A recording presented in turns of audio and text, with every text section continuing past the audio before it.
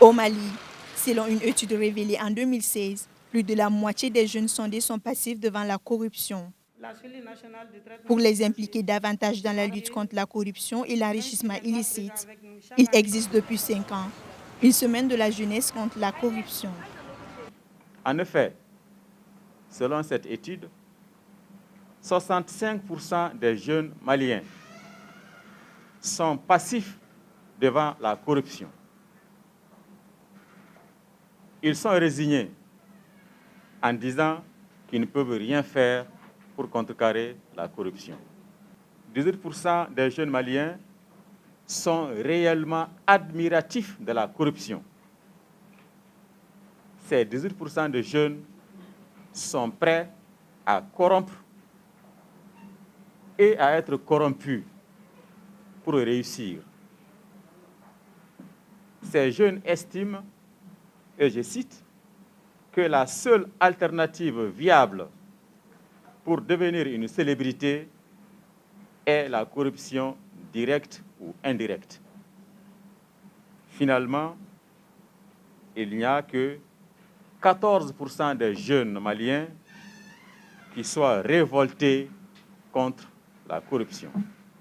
Nous devons tout faire pour augmenter le pourcentage de jeunes qui sont prêts à se battre contre la corruption, contre les corrompus, contre les corrupteurs.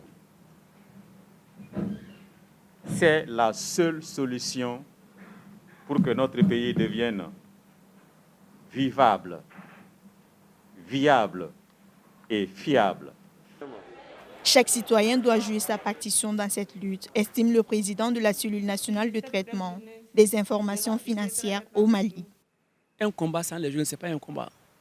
C'est pour eux que nous menons ce combat, certes, mais c'est eux qui doivent mener ce combat-là, pour qu'ils puissent le mener proprement, pour qu'ils puissent le mener avec courage et persévérance. Il faut qu'ils s'approprient ces concepts-là, qu'ils savent qu'est-ce que la communauté financière de manière générale. Il faut qu'ils sachent quelles sont les conséquences de la corruption sur la vie des individus et des nations. Donc c'est tout ça que nous les aînés, nous avons l'obligation de leur expliquer pour qu'ils se mettent dans la danse. Et je suis sûr qu'avec pédagogie, avec les formules les plus appropriées, avec une logique certaine à leur expliquer, ils vont tout de suite prendre ce combat et en faire leur combat à eux. Ce jour-là, on aura fini avec la pauvreté, c'est sûr. Au regard de l'ampleur que prend la corruption au Mali, il existe depuis quelque temps une application d'alerte contre la corruption. Dénommée Kenekanko, cette application permet aux citoyens d'alerter en toute sécurité et dans l'anonymat des journalistes sur des faits de corruption et crimes économiques constatés dans leur localité. En moins d'un mois, on avait quand même 47 alertes. Et ces 47 alertes, c'était des cas très sérieux. Aujourd'hui, les journalistes ils sont en train de travailler sur ces cas d'alerte-là. En dehors de cela, le réseau Kenekanko est en train de s'auto-saisir d'autres cas.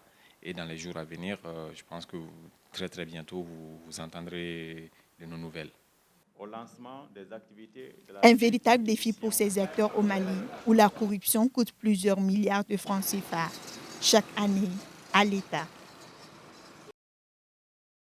La corruption ne se passera pas par moi, c'est vrai, mais j'ai juste besoin de ces 2000 francs CFA.